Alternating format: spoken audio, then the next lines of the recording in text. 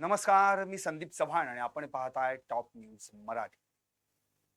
परभणी येथील सोमनाथ सूर्यवंशी यांच्या कोठडीतील मृत्यू प्रकरणाला आज 97 दिवस पूर्ण झाले आणि याच पार्श्वभूमीवर जो काही अहवाल मॅजिस्ट्रेट म्हणजेच न्यायदंडाधिकाऱ्यांकडून आलाय तो अतिशय धक्कादायक आहे आणि या अहवालानुसार खर तर सोमनाथ सूर्यवंशी यांचा मृत्यू हा कोणत्या श्वसनाच्या आजाराने नाही, हा हार्ट अटॅक मुळे झालाय असं जरी म्हटलं असलं तरी देखील त्याच्या मृत्यूस त्याला कोठडीत झालेल्या मारहाणीमुळेच सोमनाथ सूर्यवंशी यांचा मृत्यू झाल्याचं या अहवालात म्हटलेलं आहे. CU तेलगावकर या न्यायदंडाधिकाऱ्यांनी म्हणजेच मॅजिस्ट्रेट यांनी हा अहवाल महाराष्ट्र राज्य मानवाधिकार आयोगाकडे पाठवला आणि हा अहवाल जेव्हा प्रसार माध्यमांमधून बाहेर आला तेव्हा मुख्यमंत्र्यांनी जे विधानसभेमध्ये मागच्या हिवाळी अधिवेशनामध्ये जे काही मोठा म्हणून म्हटलं होतं की सोमनाथ सूर्यवंशी याचा मृत्यू हा त्याला असलेल्या श्वसनाच्या आजारामुळे आणि त्यामुळं त्याला हार्ट अटॅक आला आणि त्याचा मृत्यू झाला असं म्हटलं. हे साफ चुकीचं होतं, ते खोटं होतं, हे याच्यातून सिद्ध झालं. कारण जो काही शवविच्छेदन अहवाल म्हणजे प्राथमिक ज्याला आपण पोस्टमॉर्टम रिपोर्ट म्हणूयात तो जो अहवाल होता त्या अहवालामध्ये देखील शॉक फॉलोइंग मल्टिपल इंजुरीज असं म्हटलं गेलं होतं. म्हणजे अनेक जखमांमुळे शॉक लागून किंवा शॉकच्या धक्क्यानं सोमनाथ सूर्यवंशी यांचा मृत्यू झाला असं पोस्टमॉर्टम अहवालात म्हटलं होतं. तो प्राथमिक अहवाल होता, पण त्याला केराची टोपली देऊन पोलिसांना वाचवण्यासाठी आमच्या पोलिसांचा काहीही दोष नाही हे दाखवण्यासाठी सगळं काही सोमनाथ सूर्यवंशी याला काहीतरी आजार होता श्वसनाचा, त्यामुळं त्याला हार्ट अटॅक आला आणि त्याचा मृत्यू झाला असं मुख्यमंत्र्यांनी भर विधानसभेत निवेदन देताना सांगितलं. पण सोमनाथ सूर्यवंशी यांच्या आई म्हणजे विजयाबाई या शेवटपर्यंत ठामपणे सांगत राहिल्या की नाही, माझ्या मुलाला ना अस्थमाचा आजार होता ना श्वसनाचा तर आजार कधीच नव्हता, त्याला पोलिसांनीच कोठडीत मारलेला आहे. आणि आज त्या आईची जी हाक होती, तिनं फोडलेला जो टाहो होता तो खरा निघाला.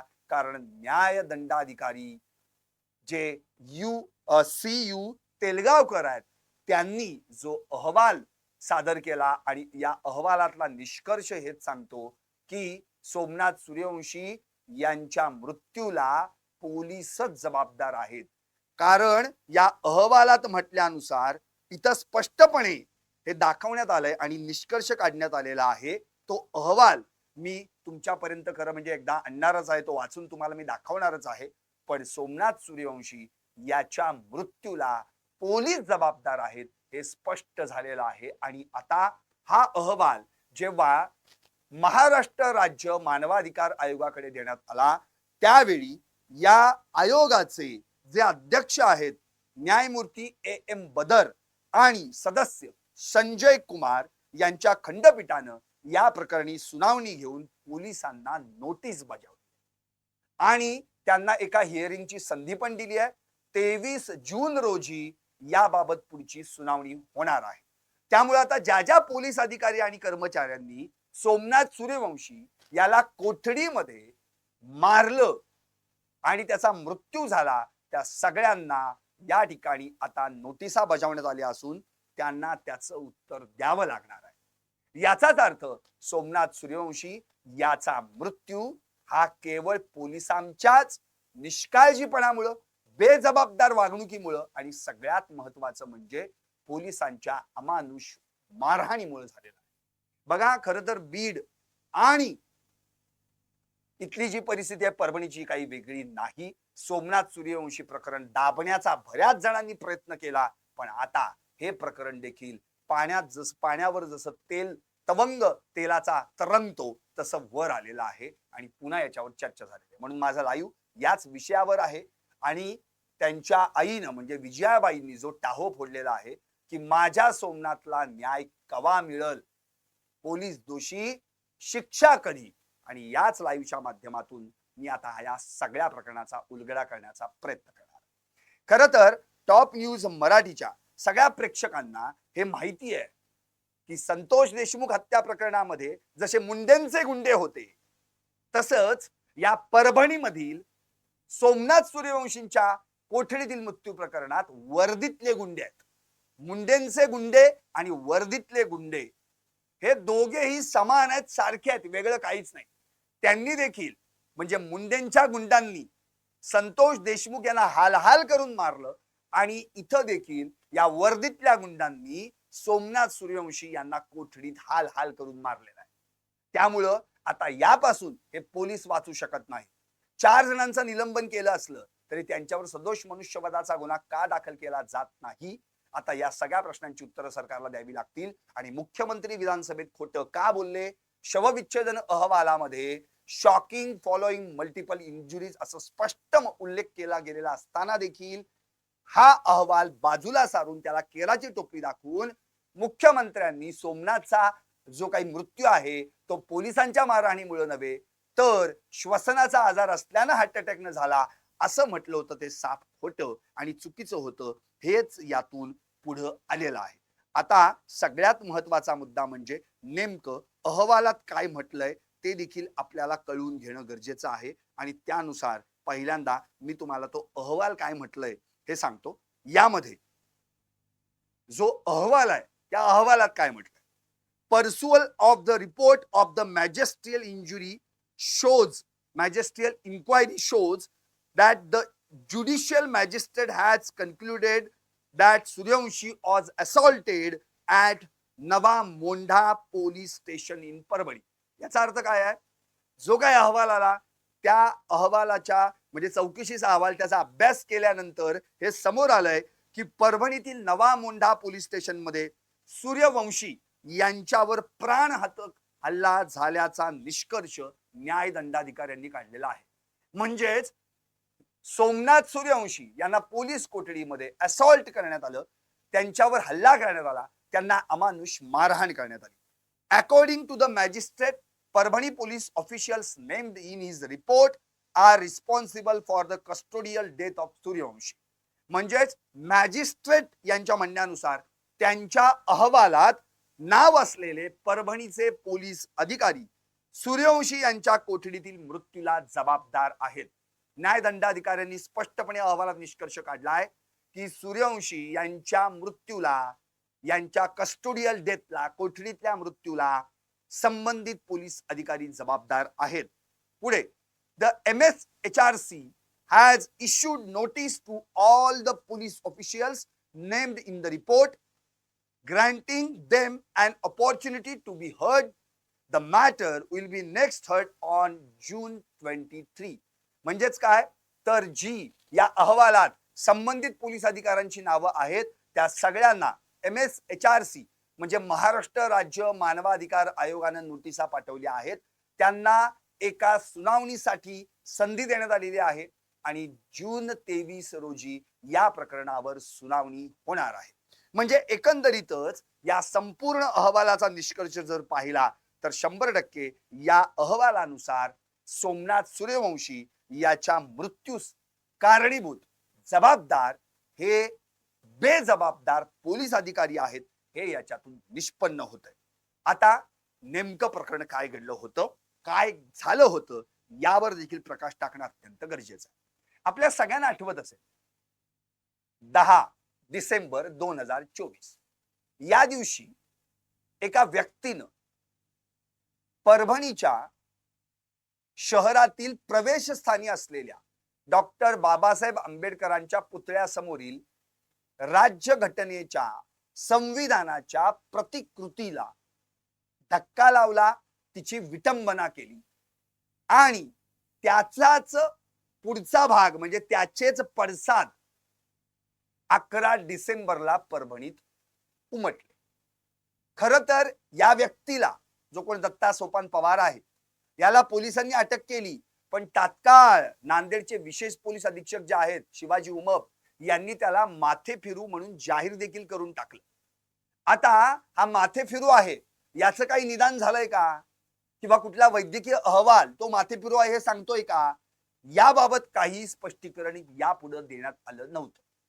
11 डिसेंबरला याच प्रकरणाचे पडसाद परभणीत पाहायला मिळाले.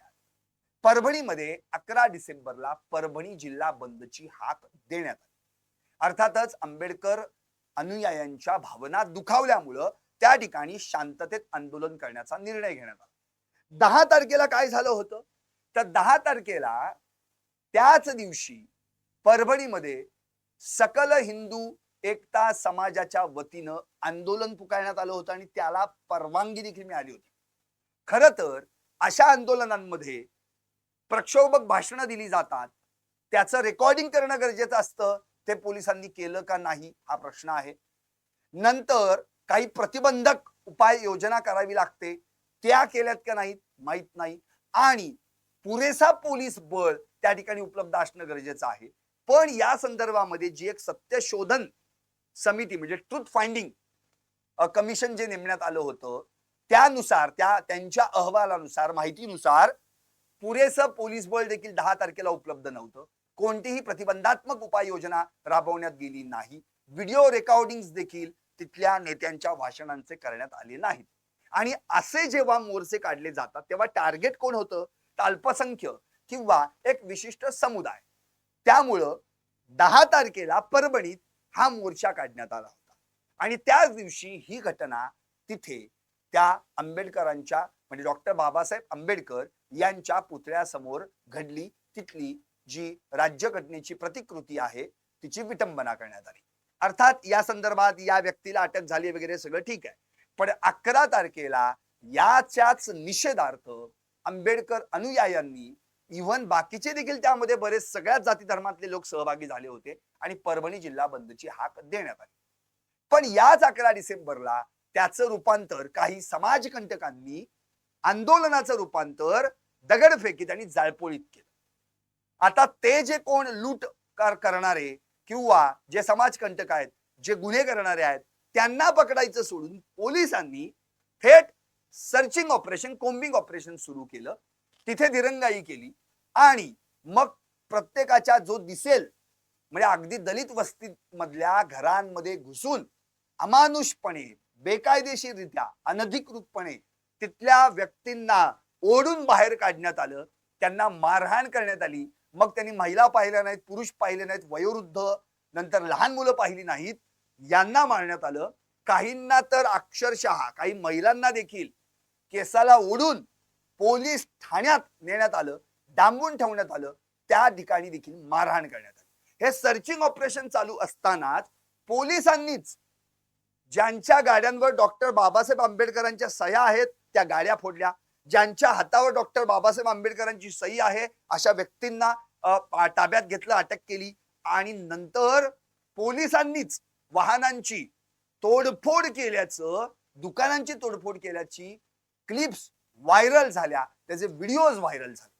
आता हा जो काही पोलिसांनी जो काही अमानुष सगळा हा प्रकार या ठिकाणी केला, याच दरम्यान शांततेच्या मार्गाने आंदोलन करणाऱ्या सोमनाथ व्यंकट सूर्यवंशी याला देखील पोलिसांनी ताब्यात घेतलं. नुसतं ताब्यात नाही घेतलं तर अटक केली. 14 तारखेला त्यांना न्यायालयीन कोठडी मिळाली. आता 14 तारखेला रात्री किंवा दिवसभरात सोमनाथ सूर्यवंशी याला जबर मारहाण करण्यात आली आणि या मारहाणीत त्यांचा मृत्यू झाला. खरं तर आपल्याला सगळ्यांना माहिती आहे की सोमनाथ सूर्यवंशी हा उच्च शिक्षित होता, कायद्याच्या 3ऱ्या वर्षात शिक्षण घेत होता. 17 डिसेंबरला त्याची फायनलची एक्झाम होती.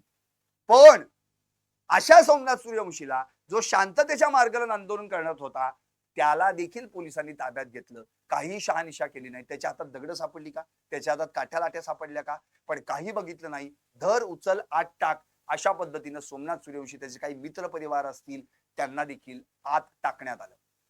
इतकं भयानक मारलंय की या ठिकाणी जे काही वर्णन आहे खरं म्हणजे पोस्टमॉर्टम मध्ये काय की बॉडीवर अक्षरशः जखमा होत्या, पाठ काळी निळी पडली होती, पार्श्वभाग देखील विद्रूप करण्यात आला होता. इतकी भयानक परिस्थिती त्या पीएमच्या वेळी झाली. आता सोमनाथ सूर्यवंशी यांचा मृत्यू झाल्यानंतर पोलिसांनी त्यांच्या घरी त्यांच्या आईला फोन केला.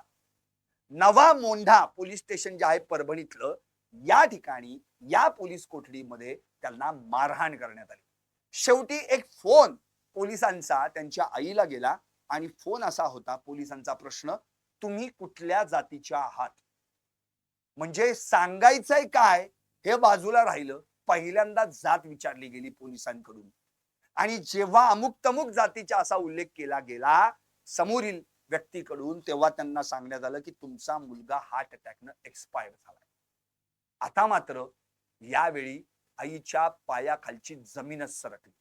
कारण जो माझा मुलगा गेली 2-3 दिवस आम्ही शोधतोय, आज ना उद्या घरी येईल, कदाचित मोबाईल बंद आहे म्हणजे जाम सगळीकडे जामर लावले होते त्या सगळ्या घटनेमुळं, म्हणून कदाचित ते झालं असेल, पण नाही. पोलीस स्टेशन मधून फोन आला की तुमचा मुलगा एक्सपायर झालाय. आता ही माहिती त्यांच्या भावाला म्हणजे प्रेमनाथ सूर्यवंशी यांना देखील मिळाली. पण प्रेमनाथ सूर्यवंशींनी ना आईला सांगितलं ना आईनी त्यांच्या भावाला म्हणजे प्रेमनाथला सांगितलं. शेवटी दोघं एके ठिकाणी एकत्र आले आणि तिथून तडक निघाले जिथं सोमनाथ सूर्यवंशी यांची बॉडी हलवण्यात आली. आता झालं असं की सोमनाथ सूर्यवंशी यांच्या मृत्यूचा जो काही प्रकार आहे तो हार्ट अटॅकने झाला असं दाखवण्यात आलं. पण शवविच्छेदन अहवालामध्ये नोंद मात्र वेगळीच होती. त्यांच्या शरीरावर अनेक जखमा होत्या, जसं मी आता तुम्हाला सांगितलं. पाठ काळीनिळी झाली होती अक्षरशः. पार्श्वभाग देखील शरीराचा विद्रूप करण्यात आला. आणि त्या ठिकाणी म्हणजेच छत्रपती संभाजीनगर मधील जे शासकीय वैद्यकीय महाविद्यालय आणि रुग्णालय जे घाटीमध्ये स्थित आहे, त्या ठिकाणी 3 तास इन कॅमेरा हे पोस्टमार्टम चाललं. एरवी पोस्टमार्टम 1-1.5 तास चालतं, पण 3 तास चाललं. जवळपास 6-7 डॉक्टर पोस्टमार्टम करत होते आणि त्यातून हा अहवाल पुढे आला. आता हे सगळं घडल्यानंतर ही बॉडी ताब्यात द्यायला हवी कुटुंबाच्या, परिवाराच्या, पण ती न देता प्रकार वेगळाच घडला. आता झालं असं की प्रेमनाथ आणि त्याची आई म्हणजे सोमनाथची आई आणि सोमनाथचा भाऊ प्रेमनाथ आणि विजयाबाई हे दोघेही गाडीत बसून निघालेले आहेत. पण काहीतरी झालंय तुझ्या भावाला असं आई सांगतीये आणि भाऊ आईला समजून सांगतोय की काहीतरी दादाला झालंय. कारण की सोमनाथ सूर्यवंशी हे मोठे भाऊ होते, त्यानंतर त्यांची बहीण, नंतर प्रेमनाथ आणि नंतर अविनाश, अशी 4 भावंड. आता हे दोघेही बघा मायलेक एकमेकांना सांगत नाहीयेत की बाबा तुझा भाऊ गेलाय, माहिती आईला, आणि तो सांगत नाहीये मुलगा आपल्या आईला की तुझा मुलगा गेलाय, माहितीये मुलाला, माहितीये भावाला. शेवटी हे दोघे गेले. गेल्यानंतर त्या ठिकाणी जे काही शवविच्छेदन झालं बॉडी, आणि ही बॉडी ताब्यात देताना त्यावेळी पोलिसांनी सांगितलं की तुम्ही ही बॉडी अंबड चौफुली म्हणजे लातूरच्या जवळपास त्या ठिकाणी न्या आणि तिथे अंत्यसंस्कार केला, परभणीला नेऊ नका.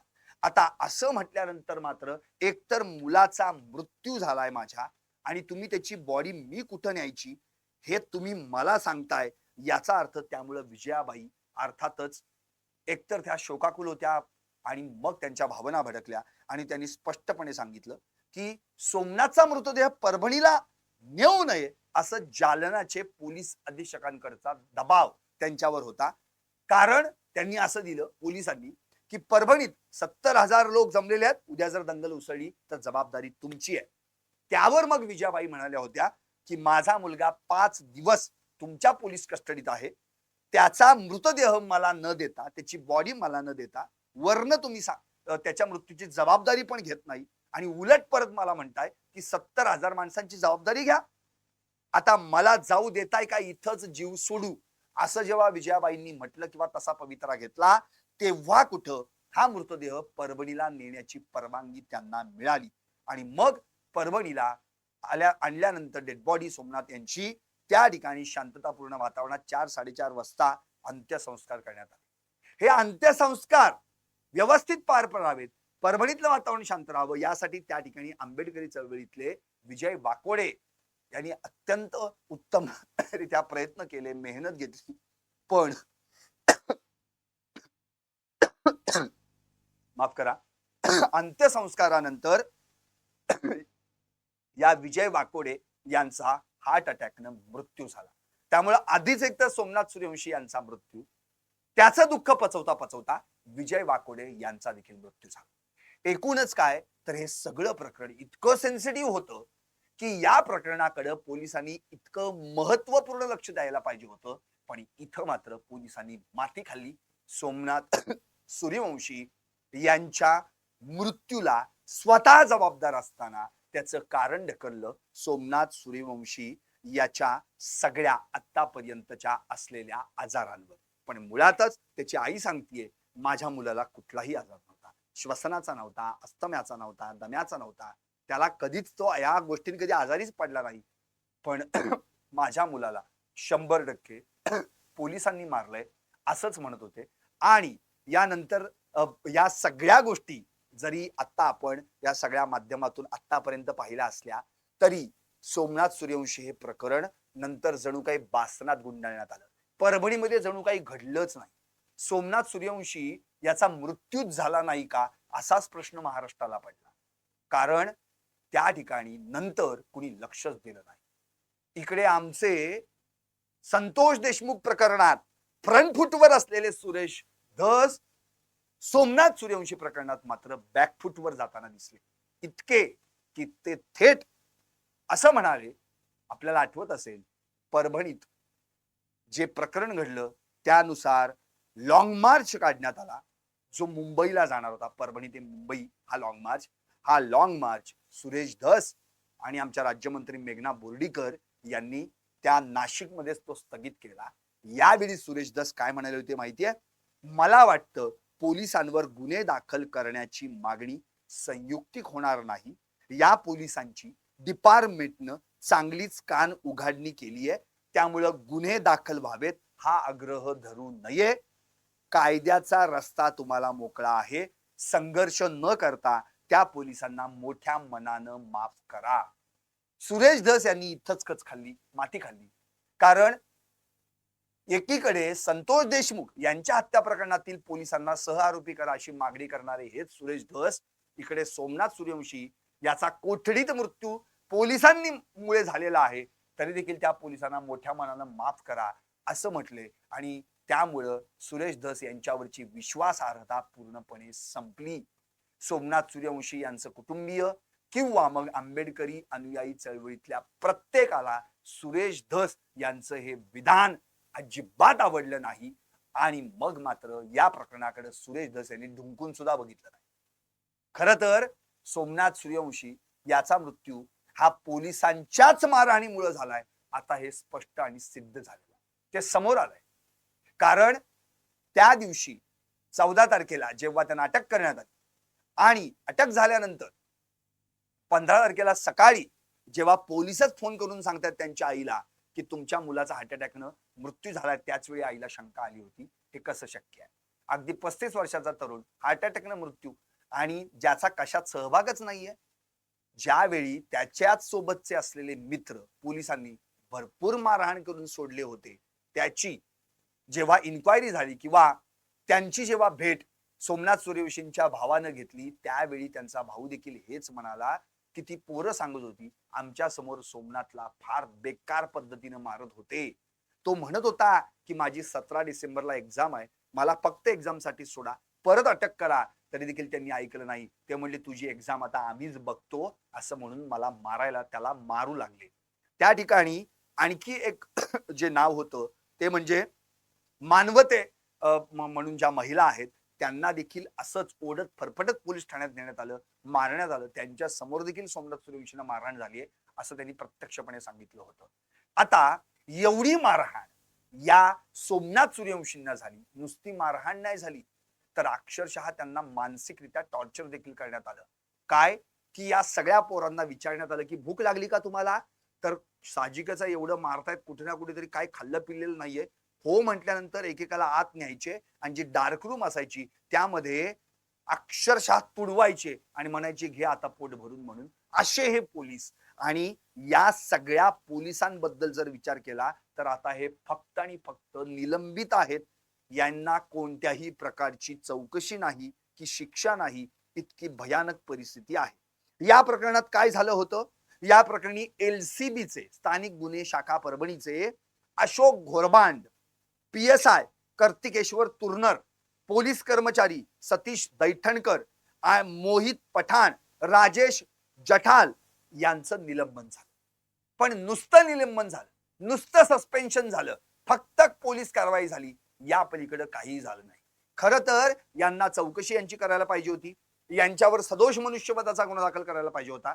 पण हाच घोरबांड नावाचा अधिकारी आपल्याला दिसतोय कुठे? उपमुख्यमंत्री एकनाथ शिंदे दौऱ्यावर असताना त्यांच्यासोबत फोटो काढताना दिसतोय. म्हणजे हे जे आरोपी बोंबलत फिरतायत, पोलिसांची वर्दी घालून, खाकी वर्दी घालून एका निष्पाप व्यक्तीचा, तरुणाचा बळी घेतायत, पण यांच्या विरोधात कुणीही कारवाई करायला तयार नाही. आता मात्र राज्य मानवाधिकार आयोगानं जेव्हा ही केस हातात घेतली, जेव्हा त्यांच्याकडं CU तेलगावकर या मॅजिस्ट्रेट यांचा अहवाल गेला, त्यावेळी खरं तर प्रत्यक्षपणे याच्यात स्पष्टपणे नमूद करण्यात आलंय की हा मृत्यू कस्टोडियल डेथ आहे आणि पोलिसांनीच असॉल्ट केलंय, पोलिसांनीच प्राणघातक हल्ला केलाय, म्हणून सोमनाथ सूर्यवंशी यांचा मृत्यू झालाय. आता हे पोलीस जबाबदार आहेत असा अहवाल सांगतोय. सरकारनं आता या पोलिसांवर तातडीने कारवाई करणं गरजेचं आहे. कारण राज्य मानवाधिकार आयोग आपली कारवाई तर करेलच, त्यानुसार हिअरिंग होईलच, पण सरकारनं आता या प्रकरणाकडे लक्ष दिलं पाहिजे. सरकारनं या प्रकरणामध्ये लक्ष देऊन या पोलिसांना आरोपी केलं पाहिजे. कारण जोपर्यंत या पोलिसांवर वचक बसत नाही, बीडमध्ये पण असंच घडलं. त्या ठिकाणी केस पोलीस ठाण्याचे PI आणि PSI प्रशांत महाजन आणि राजेश पाटील यांना केवळ एकाला सक्तीच्या रजेवर, एकाचं सस्पेन्शन, काही बाकी केलं नाही, ना चौकशी नाही, काही नाही. तिकडे धनंजय देशमुख स्वतः संतोष देशमुख यांचे बंधू या दोघांना सहआरोपी करा म्हणून बोलून बोलून थकले. मस्साजोगकरांनी अन्नत्याग आंदोलन केलं, अख्खा महाराष्ट्र ओढून थकला. पण हे दोघे सुधीर भाजीपाले न्यायाधीश, जो पूर्वी पहिली सुनावणी या खटल्याची त्यांच्याच समोर झाली होती, त्यांच्यासोबत होळीचे रंग खेळताना दिसले. अर्थात आता ती सुनावणी मुख्य न्यायाधीशांनी आदेश दिल्यानंतर बीड जिल्हा सत्र न्यायालयात होणार आहे. पण प्रश्न हा उरतो, कुठेही जा पोलीस याच्यात सहभागी असतात आणि या पोलिसांना सहज बाजूला करण्यात येतं, त्यांची चौकशी केली जात नाही. बीडमध्ये देखील या पोलिसांना चौकशी नाही, बाजूला करण्यात आलं. इथं देखील सोमनाथ सूर्यवंशी यांच्या या सगळ्यामध्ये हे तर सहआरोपी नाहीयेत, हे प्रत्यक्ष गुन्हेगार आहेत, हे वर्दीतले गुंडे आहेत. मुंडेंचे गुंडे आणि वर्दीतले गुंडे कहर माजवलाय अक्षरशः. आता या परभणीमध्ये एवढे आमदार आहेत, जसं बीड मधल्या आमदारांनी आवाज उठवला, तसं परभणीमध्ये काय चाललंय? कुठे आहेत ते संजय पाटील, संजय जाधव, ते पाटील कुठे आहेत, मेघना बोर्डीकर कुठे आहेत, हे काय करतायत? आता हा अहवाल पुढे आल्यानंतर प्रत्यक्षात आदेश द्यायला पाहिजेत, मुख्यमंत्र्यांना निवेदन दिलं पाहिजे की या प्रकरणातले जे पोलीस आहेत, जे दोषी आहेत, जे जबाबदार आहेत सोमनाथ सूर्यवंशी यांच्या मृत्यूला, त्यांच्यावर पहिल्यांदा कारवाई व्हायला पाहिजे, तरच न्याय मिळू शकतो. 97 दिवस झाले ती आई रडतीये, ती म्हणते माझ्या पोटचा गोळा गेला. अहो माझं पोरग होतं ते, मला न्याय का नाही? माझ्या सोमनाथला न्याय केव्हा मिळेल? ती कधीपासून ओरडून सांगतीये. दगड फोडणं हे आमचं काम, आणि जे दगड फोडणारे हात आहेत त्याचा हार्ट अटॅकने मृत्यू होईल का, असा सवाल त्यांनी केला होता. मुख्यमंत्र्यांनी जेव्हा निवेदन दिलं विधानसभेमध्ये की हार्ट अटॅकने मृत्यू झाला, त्याच वेळी त्यांनी म्हटलं होतं माझा पोराचा हार्ट अटॅकने मृत्यू होऊ शकत नाही, माझ्या पोराला मारलेला आहे. आणि मग तो रिपोर्ट आलाच, शॉकिंग फॉलोइंग मल्टिपल इंजुरीज. म्हणजे मारहाण जी झाली त्याच्यामुळेच त्या धक्का बसला, शॉक लागल्याने मृत्यू झाला.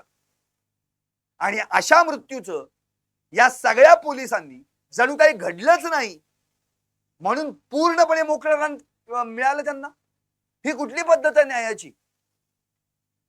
इथे न्याय मिळणार आहे की नाही महाराष्ट्रात? प्रत्येक गोष्टीमध्ये कुठे ना कुठेतरी खातं वाचवायचं फक्त. अहो कितीतरी पोलीस अधिकारी आपल्या जीवावर उदार होऊन समोरच्याचा प्राण वाचवतात, आणि इथं हे एखाद्याचा जीव घेतात आणि मोकळं राहतात. केवळ खात्यांतर्गत कारवाई म्हणजे सोमनाथ सूर्यवंशींना न्याय नाही. या सगळ्या पोलिसांना आत टाकलं पाहिजे, चौकशी झाली पाहिजे, यांच्यावर गुन्हे दाखल व्हायला पाहिजेत आणि यांना कठोरात कठोर शिक्षा व्हायला पाहिजे. तर आणि तरच सोमनाथ सूर्यवंशी आणि त्यांच्या कुटुंबियांना न्याय मिळेल. नाहीतर या राज्यात न्याय आहे का नाही हा प्रश्न विचारला जातोय. 100 दिवस झाले तिकडे संतोष देशमुख प्रकरणाला देखील आणि इकडे 97 दिवस झाले या सोमनाथ सूर्यवंशी यांच्या प्रकरणाला. अवघ्या 6 दिवसांच्या अंतरानं दोघांचा जीव घेतला गेला. एकाचा जीव मुंडेंच्या गुंडांनी घेतला आणि एकाचा जीव वर्दीतल्या गुंडांनी घेतला. तिकडचे पण वर्दीतले गुंडे असेच मोकळे, इकडचे पण वर्दीतले गुंडे असेच मोकळे. अशानं काय होणार आहे? महाराष्ट्रात न्याय मागायचा का नाही? न्याय मागणार कुठे गरीब कुटुंब साधं? सोमनाथ सूर्यवंशी प्रकरणामध्ये जितक्या जणांनी न्याय मिळवण्यासाठी रस्त्यावर उतरण्याचा प्रयत्न केला, निदर्शनं केली, पब्लिक आउटक्राय केला, त्या सगळ्यांना माझं आवाहन आहे की हे प्रकरण आता लावून धरा. सोमनाथ सूर्यवंशी या प्रकरणामध्ये जे दोषी पोलीस अधिकारी आहेत, कर्मचारी आहेत, त्यांच्यावर कोणत्याही परिस्थितीत गुन्हे दाखल व्हायला पाहिजेत. त्यांना कठोरात कठोर शिक्षा व्हायला पाहिजे. त्यांच्या कुटुंबियांना न्याय मिळाला पाहिजे. नाहीतर हे आईचं जे विधान आहे ना, त्यांच्या माझ्या सोमनाथला न्याय कवा मिळेल याचं उत्तर ना तुमच्या हातात आहे ना सरकारी यंत्रणेच्या हातात. मग नक्की कुणाच्या हातात आहे? कोण देणार ह्या प्रश्नाचं उत्तर आणि कधी मिळणार याला न्याय? महाराष्ट्र राज्य मानवाधिकार आयोगाने आता आपली कारवाई सुरू केलेली आहे. आता सरकारनं या प्रकरणात लक्ष घातलं पाहिजे आणि सोमनाथ सूर्यवंशी आणि त्यांच्या कुटुंबियांना न्याय मिळवून दिला पाहिजे. पाहत राहा टॉप न्यूज मराठी, आपला महाराष्ट्र, आपली बात.